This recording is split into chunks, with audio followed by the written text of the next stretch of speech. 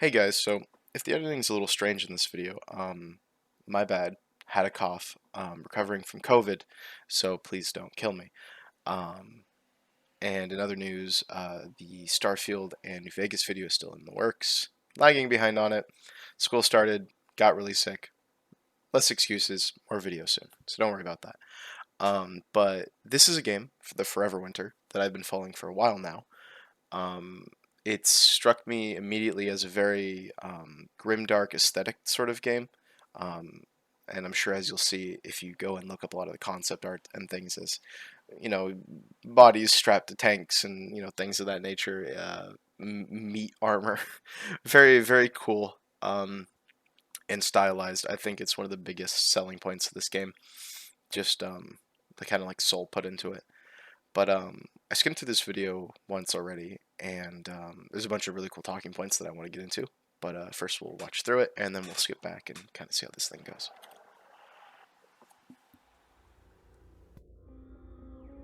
So, here's the deal. These past few months, we've had an outpour of positive reception from you guys around what we're creating, and we really want to get that game out to you sooner.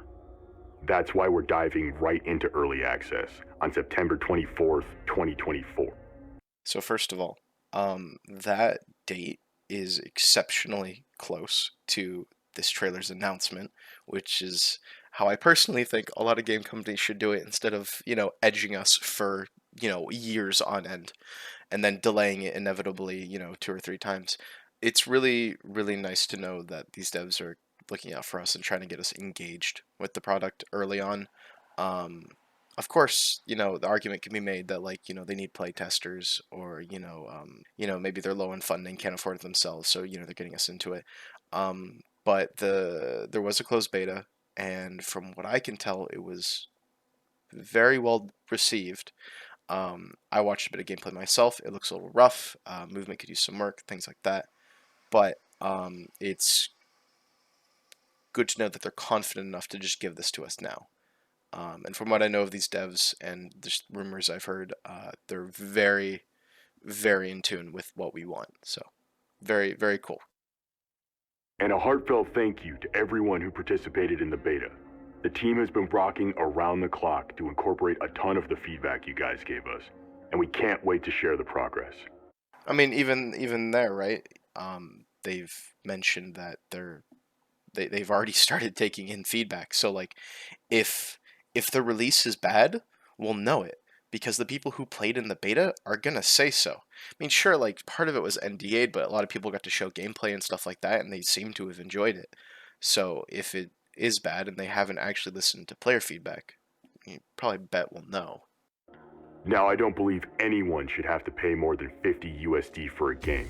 And if you want to support the team above and beyond the initial price point, that is awesome, and we really appreciate it. There will be a special edition with the game's soundtrack and Jason's awesome tunes. But that should be your choice, based on how much you guys dig the game. So that's a really good point, especially lately with a lot of the let's just say immensely predatory like pre-order bonuses, microtransactions, things of that nature. Um, it's good to know. Again, they're very in tune with what we want. We're going back to the old pricing. They're trying to make a cool game that we can get a lot of time out of that's made well, and not like some oversaturated filler garbage, Star Wars Outlaws or, some of these other games that have come out. Um, Good to know that at least it seems like they're on our side. So, awesome. So the Forever Winter is going to be $27 at early access. There will be zero pay-to-win solutions. You will earn your gear via skill or luck. So, I have not been privy to any information regarding, pre-order packs or, equipment on launch and stuff, as pretty common with a lot of extraction shooters like Tarkov and Gray Zone Warfare and, other games. But the way in which he's talking about this seems as though he's making a point that everyone's going to be on the same foot Everyone's going to be fighting through it the same way, which is really cool. And it, again, the locked price point of $50 and $27 for early access leads me to believe that there will be no advantage aside from supporting really awesome devs who are making a really awesome game, which is something I can really appreciate and get behind. And you will not be able to buy your way into Nirvana. You will never be charged for a new character, because that's the way it should be when you buy a game. You will not be charged for maps, guns, additional quests, new bosses, and more. That's awesome. Um, so it sounds like they're not going with a DLC oriented model or pay for content model, which is great. Um, I'm still decently unfamiliar with the exact genre of this game, which is why I think it's sort of charming. So we'll see how intensely PvE, or I don't think there's PvP. I'm pretty sure. But it sounds like they're doing their best to make sure everyone's on the same foot. Everyone's going to have the same tailored experience, and everyone's going to end up enjoying the struggle. Um, Also, the promise to continually deliver characters free of charge, aside from where they will say skins, is amazing. They are not charging you for content. That is ridiculous. You are getting everything when you pay for the game. You are getting the characters. The extra cosmetics are, like that's like server maintenance costs and like, extra development time. And they talk everything's going to go back into the art team or maintenance of the game thereof. This, if done fantastically well, is going to be amazing. I also just noticed that that robot has a upside down P90 as a head. That's hilarious. Like that's really funny. Okay. Um that's an upside down P90 head. That's wild. Okay. You can okay, side note. You can stare at these developers like art designs for like hours. Like some of these bosses are so deeply intricate. There's this one mech that's very prominent and a big boss. The name of which is currently eluding me. Um, but it captures like people, puts them into like biodegrading sacks, steals their energy, converts it into bioenergy to keep it alive, and has like mini bio like engineered like ticks that crawl over it as reactive armor and as little like scavenger bots. This game is ridiculous. I saw a cow like floating from like a dirigible like balloon. Like P90 head? This is awesome. This is really awesome. Again, I'd also recommend watching some of their animated trailers. The one with the mech is crazy and really cool. Anyways, back to it. Nickel and diming shit is for the birds. We will charge for skin packs, and any sales there will go to supporting the character team and allowing us to make even more baller characters in the future. Now, why do all this? I fondly remember a time growing up in the 90s when you could go to CompUSA and buy a box copy of Command & Conquer, Giant Citizen Kabuto, or KK&D for $50 or less and be set for months. I'm really hoping we can get back there. That sentiment fills me with so much hope for these developers that I have not felt in a long time. Now I grew up like late 90s, early 2000s. I definitely wasn't alive in like the same area as these devs. These guys are cracked and have been around for like a long while with video games. They've seen the rise of it a bit more than maybe even I have. My first big video games were like Super Nintendo and stuff, but that was like secondhand off of people who had already experienced it. Um, it's nice to see that we're trying to give like the same like accessible experience to this game as it would be nice that everyone had. This game seemingly seems to be, I think, as succinctly uh, put, an experience. Um, it's like charging admission to an art museum. You price it accordingly, but it's because you want people to see awesome and great things, not because you want their money. Now, the happiness and financial backing the devs should have is, of course, fantastic, and they deserve every cent of all their work. Um, but it's nice to know that it's going to be going back towards this game and an awesome development team, and just cooler and more awesome experiences in the future, hopefully by these same devs. So I have huge respect for what they're doing. Now for the roadmap. We really respect what the homies did with Ready or Not. Having the balls to release Greybox maps into their map lineup was incredible. So we're taking a page out of their book. We will give you one work in progress map early, so you guys can scope it out, have some fun, and hopefully give the team some super helpful feedback. Of which, if you are going to give them feedback, please do so in a fantastically constructive manner.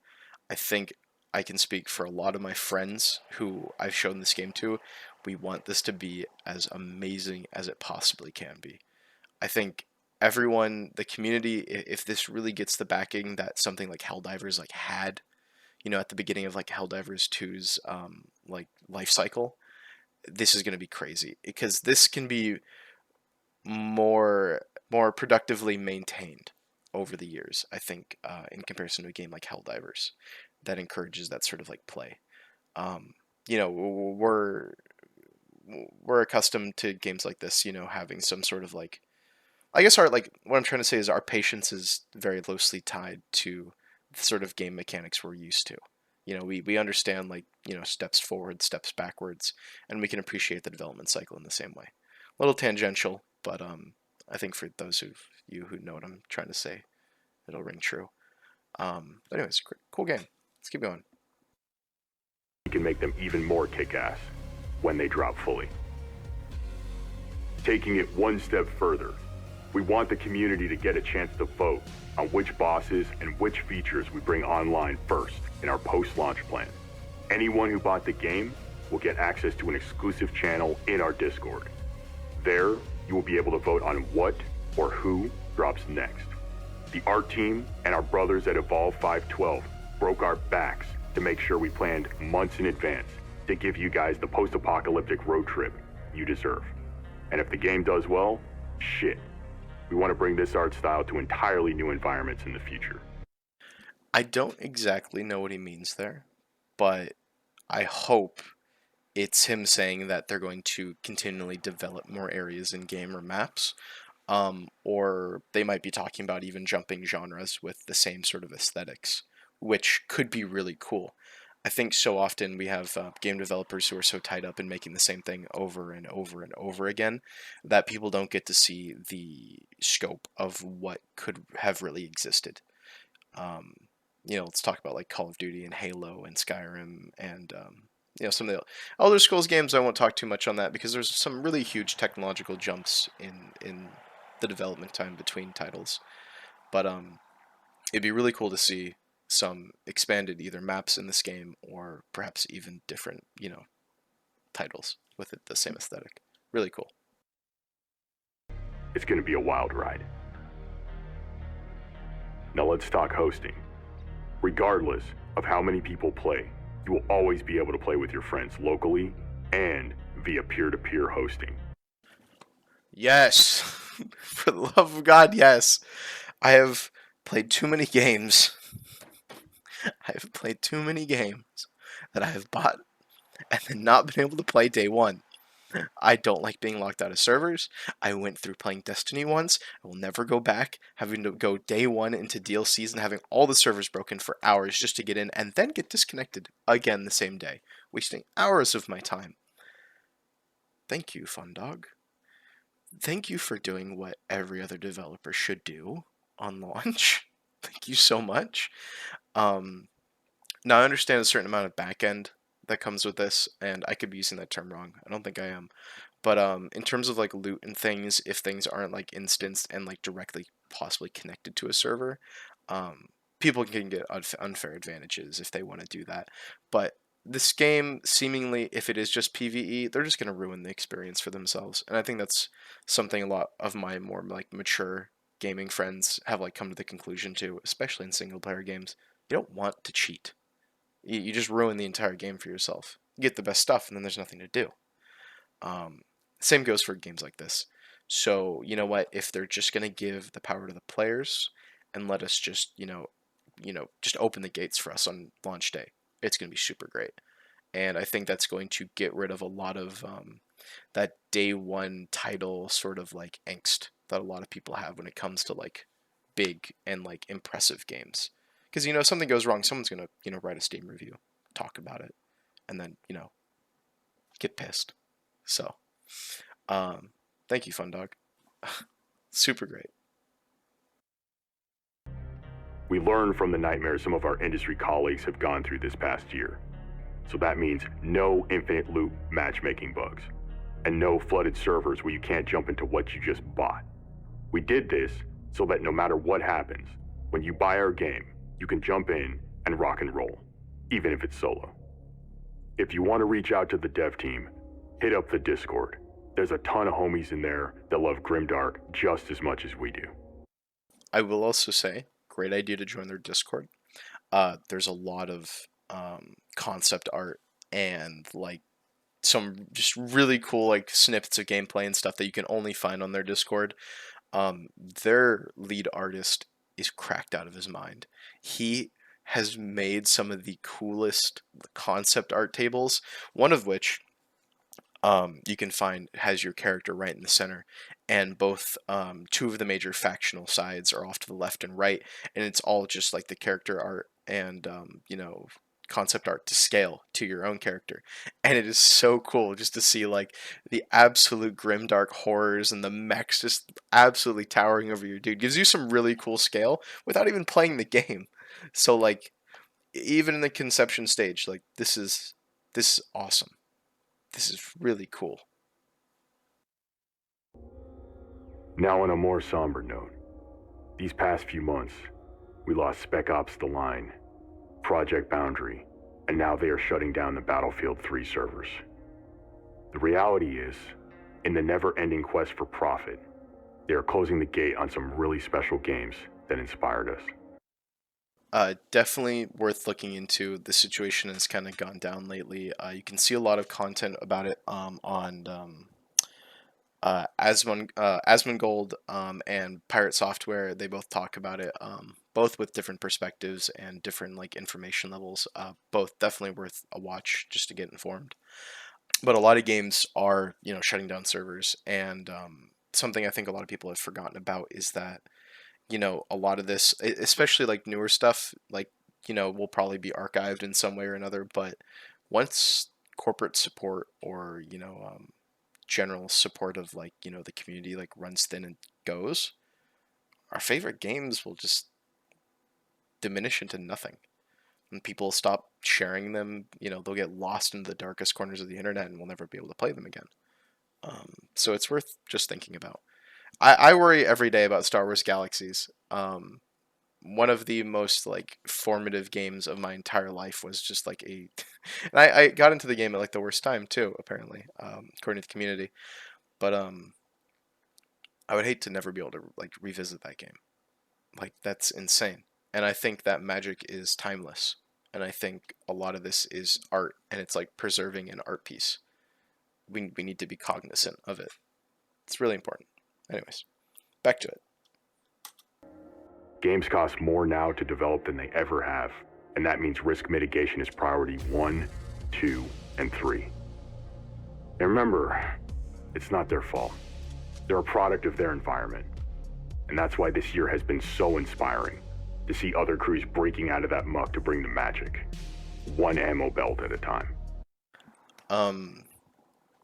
Point of note, there are a lot of really cool smaller indie games that have come out, especially in like the more grim type of genre, and like even in general, there's been a lot of cool ones. There's a lot of hacks out there, in my opinion. There's a lot of like just soulless cash grab games, like that banana game. Like I'm sure a lot of people saw, but for the most part, you can tell a lot of these games have a lot of heart, and people are trying desperately to keep alive like an ember of like old early 2000s, like mid 2000s gaming, our 2000s, you know what I mean?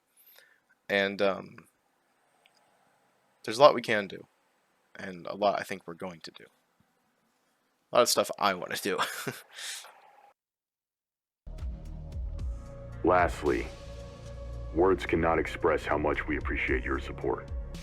People from all nations and all ages have reached out, just to say, thanks for going there and handling the subject with the care and energy it deserves. This means we're not alone in hoping we see a new Killzone, a gritty Battlefield, maybe a new Command & Conquer title that's not a bloody mobile game. But if the response to what we're building is any indicator, maybe they will find the guts to bring those games back the right way. That ending of the video, I think, stuck with me the most. You know, a gritty Battlefield game. You know, Command and Conquer that's not a mobile game. Like, these are like games that are just formative or like for so many people, and like this is why I really think the Forever Winter is probably one of the best in tune games. You know, aside from a game like, let's talk about like Black Myth, like Wukong, like Black Myth Wukong. That was a game made to be what it was. No ulterior motives, no, government funded programs. It was just a game that was meant to be a really cool monkey about a really old legend and myth about hitting guys with sticks. That's awesome. And it was really cool. And it still is really cool. I think it's something like 37 million concurrent players right now. That's ridiculous. That's ridiculous. I don't think I've seen that ever. Like, this is breaking records. Like it's unbelievable. But I think these devs are really in tune with what we want and what we'll get. Yeah, thanks for watching, guys. I'm sure we'll be seeing a lot of this game pop up on my feed when it comes out. I'm going to be playing the hell out of this. I'm going to be doing slow, like, kind of like walkthroughs, kind of get like a more like cinematic view, I think, of a lot of these levels. And then having, cut-ins with like my friends and stuff as we play. I'm going to at least try to convince them to play. If not, it'll be alright. But yeah, thanks for watching, and I guess I'll see you next time.